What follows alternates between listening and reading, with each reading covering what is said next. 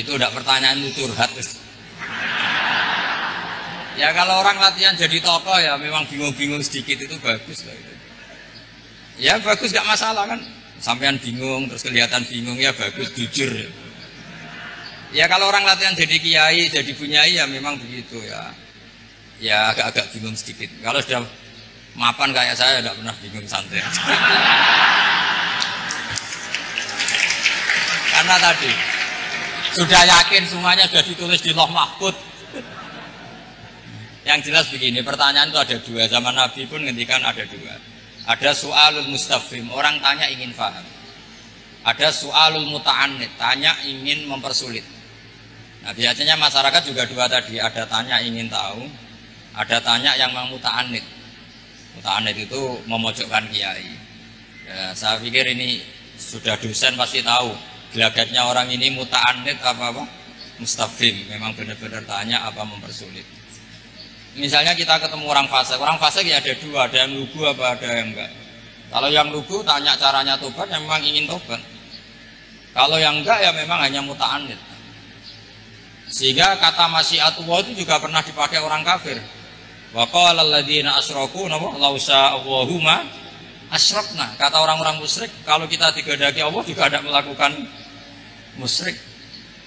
Tapi mereka ingin menjebak Nabi bahwa kamu yang kampanye tentang masyiah, berarti kita musyrik pun karena masyiah. Orang kampung juga gitu.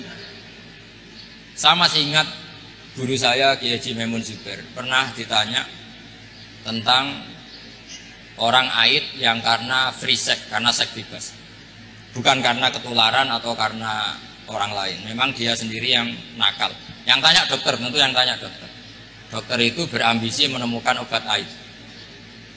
Jawabannya Mbah Mun itu unik, padahal beliau itu sangat sayang sama umat. Jawabannya beliau gini, dok, sesuatu yang menjadi hukuman Allah supaya orang mau kembali tobat, ya Allah diberi hak. Intinya kan mesti misalnya ada orang hidupnya boros, kemudian punya utang banyak, dia agak dipercaya masyarakat. Terus kamu ditanya solusinya gimana? Ya gak perlu ada solusi. Itu memang hukumannya orang yang salah. Biar roh rasane lahum fid dunya khizyun, ada unsur kehinaan. Ada orang selingkuh dikucilkan masyarakat. Terus tanya kamu gimana caranya nggak dikucilkan? Ya Allah diberi hak untuk memberi hukuman. Begitu juga penyakit-penyakit yang karena kesalahan manusia. Allah harus kita beri hak untuk memberi apa? Hukuman. Meskipun berkali-kali kita memberi pintu apa? Tobat. Nah, biasanya juga gitu, orang belajar itu wajib nggak? Kan wajib. Masyarakat itu nggak mau belajar tentang agama. Kemudian karena nggak belajar, setiap ada masalah agama dia tidak bisa. Terus galau.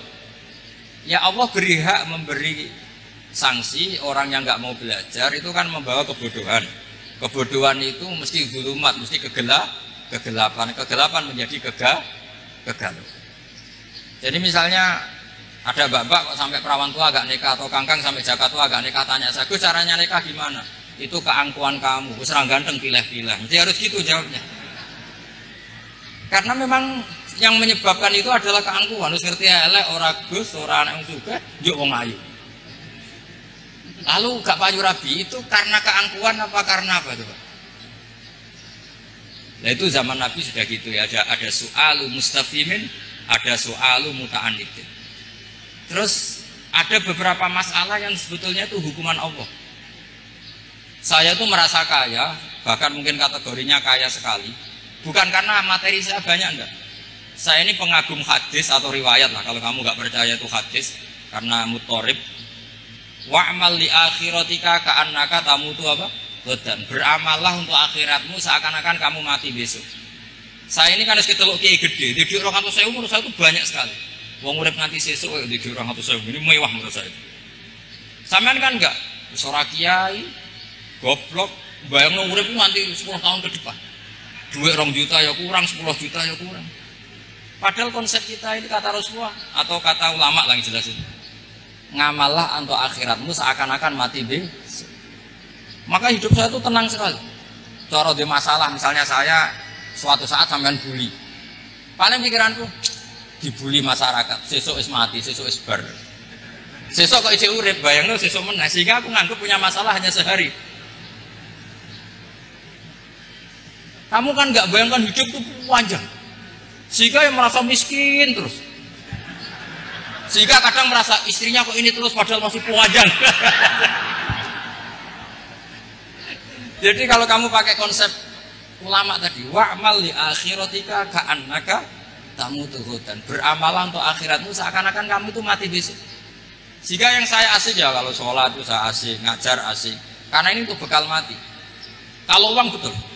Tanyakan istri saya punya uang 200.000 itu anggap banyak sekali. Uang murid nganti sesuk kalau duit 200.000 itu mewah betul. Terus kemudian ada orang galau. Uang 10 juta ke orang 20. Kegalauan ini adalah dia salah persepsi.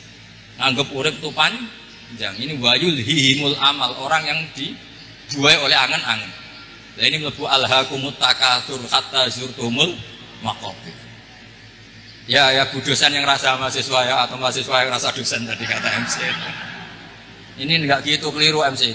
Dosen yang rasa bunyai. Jadi lebih keren. Dosen yang apa? Rasa bunyai. Ya saya kira demikian. Assalamualaikum warahmatullahi wabarakatuh.